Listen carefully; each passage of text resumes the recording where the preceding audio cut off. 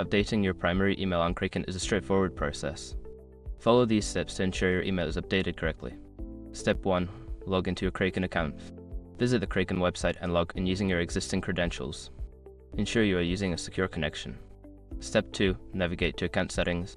Once logged in, go to the account settings by clicking on your profile icon or the settings option usually found in the top right corner of the dashboard. Step 3. Select email preferences. In the account settings menu, look for the section labeled Email or Email Preferences.